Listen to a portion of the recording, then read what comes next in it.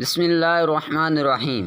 السلام علیکم ناظرین، جب کسی بچے کی اعلیٰ پے کی تربیت کی جائے تو وہ دکھ انسانیت کا مسیحا بنتا ہے۔ خدمت انسانیت کی روشن مثال عبدالستار عیدی بھی عظیم ماں سے اعلیٰ تربیت لے کر عملی زندگی میں داخل ہوئے کہ ان کی والدہ عبدالستار عیدی کو روزانہ 1 پیسہ کھانے کے لیے دیتی اور 1 پیسہ کسی دوسرے شخص کی مدد کے لیے۔ یہی وجہ ہے کہ عبدالستار عیدی نے ساری زندگی رنگینیوں سے کنارہ کش ہو کر خود کو خدمت انسانیت کے عظیم مشن کی تکمیل کے لیے وقف کیے رکھا۔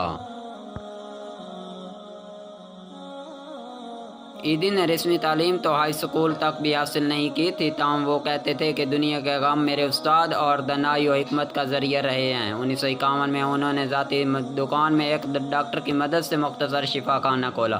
ان کے ایک دوست نے اس کام میں ان کی مدد کی۔ اس دوست سے ملنے والے پیسوں سے انہوں نے 2000 روپے کی ایک گاڑی لی، ایک ڈسپنسری بنائی اور ایک خیمے کے اندر 4 بستروں کا اسپتال قائم کیا۔ عیدی اپنی ایمبولینس میں دن بھر شہر کا چکر لگاتے اور جب بھی کسی ضرورت مند یا زخمی شخص کو دیکھتے اسے فوراً امدادی مرکز لے جاتے۔ باقاعدہ عیدی فاؤنڈیشن کا آغاز 1957 میں اس وقت ہوا جب کراچی میں بڑے پیمانے پر زکام فلو کی وبا پھیلی اور اس موقع پر عیدی صاحب نے مخیر حضرات کی مدد سے کراچی کے قرب و جوار میں مفت طبی کیمپ لگوائے۔ کام سے متاثر ہو کر مخیر حضرات نے انہیں خطیر رقم کا عطیہ کیا، جسے دیانتداری سے استعمال کرتے ہوئے انہوں نے وہ پوری عمارت خرید لی جہاں ڈسپنسری قائم تھی۔ اسی عمارت میں انہوں نے ایک ذچہ خانہ اور نرسوں کے لیے ایک تربیتی ادارہ قائم کیا۔ وہیں ان کی ملاقات نرس بلقیس سے ہوئی جن سے انہوں نے 1965 میں شادی کر لی۔ ان کے 2 بیٹے اور بیٹیاں پیدا ہوئے۔ اپنے فلاحی کاموں کا آغاز اس چھوٹے سے مکان سے کرنے والا ان کا ادارہ آج جنوبی ایشیا کے سب سے بڑے غیر ریاستی فلاحی اداروں میں سے ایک ہے، جس کے لیے انہوں نے کسی بھی لسانی اور مذہبی تفریق سے بالاتر ہو کر اپنے ہم وطنوں کی بے لوٹ خدمت کی اور اپنی پوری زندگی اس کام کے لیے وقف کر دی۔ عیدی بذات خود ایک ایسا ادارہ تھے جو کہ ملک کے پسماندہ طبقے کے لیے کام کرتا تھا۔ انہوں نے مشکل وقت بھی دیکھا، ان کو سیاسی معاملات میں بھی استعمال کرنے کی کوشش کی گئی اور ناکام ہونے پر ان کو انتقام کا نشانہ بنایا گیا، جس پر ان کو کچھ عرصہ پاکستان سے باہر بھی رہنا پڑا، لیکن انہوں نے اپنا مشن خدمت انسانیت کو جاری رکھا۔ اس عظیم فلاحی کارکن نے عیدی فاؤنڈیشن 6 دہائیوں تک کچھ ایسے چلائی کہ حکومت بھی وہ کام نہ کر سکی جو اس تنظیم نے کیا۔ بلا شبہ عیدی فاؤنڈیشن نے نہ صرف پاکستان بلکہ برصغیر میں فلاحی کام کو ایک انقلابی شکل دی۔ عیدی فاؤنڈیشن اس وقت بھی وسیع پیمانے پر ایمبولینس سروس، مفت اسپتال اور لاوارث بچوں، خواتین اور بوڑھوں کے لیے دارالامان چلا رہی ہے۔ اس ٹرسٹ نے 20,000 سے زیادہ لاوارث نولود بچوں کی زندگی بچائی، 50,000 سے زیادہ یتیموں کی کفالت کی اور 40,000 سے زیادہ نرسوں کو ٹریننگ دی۔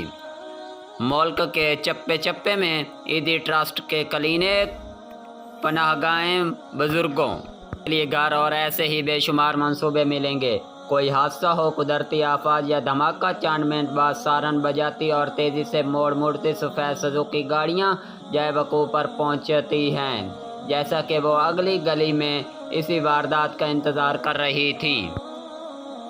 تربیت یافتہ عملہ پھرتی سے اتر کر زخمیوں اور ہلاک ہونے والوں کو اس مہارت سے اسٹریچروں پر ڈال کر ایمبولینسوں میں منتقل کرتا ہے جیسے وہ 16 سال سے بس یہی کام کرتا چلا آیا ہو۔ بلا شبہ عیدی کی ذات پر جو اعتبار تھا وہ قوم نے کسی دوسرے کو نہ بخشا، کیونکہ انسانیت کے اس عظیم محسن نے ان گلی سڑی لاوارث لاشوں کو بھی اپنے ہاتھوں سے اٹھا کر دفن کیا، جن کو ان کے وارثان بھی چھونے کو تیار نہ تھے۔ ان بچوں کو اس نے نئی زندگی دی جن کو کوڑے کے ڈھیر پر مرنے کے لیے پھینک دیا گیا تھا۔ بے شمار یتیم اور بے سہارا ان کے صدقے ایک نئی زندگی پا گئے۔ انسانیت کی بے لوث خدمت میں عالمی شہرت حاصل کرنے کے باوجود پاکستان کے اکثر سیاستدانوں اور انسانی حقوق کے کارکنوں کے برعکس عیدی نے سادگی سے زندگی گزاری، اور یہی وجہ ہے کہ عوام نے ان پر محبت اور چندوں کی بارش کی۔ وہ انتہائی معمولی قمیض شلوار پہنتے۔ ان کے پاس ملیشیا کے سستے ترین کپڑے کے صرف 2 جوڑے تھے، ایک میلا ہو جاتا تو دوسرا پہن لیتے، جبکہ جوتوں کا ایک ہی جوڑا گزشتہ 20 سالوں سے ان کے استعمال میں رہا۔ عبدالستار ایدھی نے اپنی زندگی میں اس بات کو یقینی بنا دیا تھا کہ وہ اپنے پیچھے ایک ادارہ چھوڑ جائیں جو ان کے بعد بھی انسانیت کی فلاح کے لیے کام کرتا رہے۔ آج ایدھی ہم میں نہیں ہیں، مگر ان کے اہل خانہ اور ایدھی فاؤنڈیشن کے کارکنان ان کا مشن آگے بڑھا رہے ہیں۔ یہ موت کے بعد امر ہو جانے کی ایک علامت ہے۔ آج ایدھی صاحب تو ہم میں نہیں ہیں، مگر ان کی عظیم خدمات کی بدولت ان کا نام پاکستان میں ہمیشہ زندہ رہے گا۔ سڑک پر چلتی ہوئی ہر ایدھی ایمبولینس ہمیں ان کی یاد دلاتی رہے گی اور ہمارے دلوں سے ان کے لیے دعائیں نکلتی رہیں گی۔ افراد کے ہاتھوں میں ہے اقوام کی تقدیر، افراد کے ہاتھوں میں ہے اقوام کی تقدیر، ہر فرد ہے ملت کے مقدر کا ستارہ۔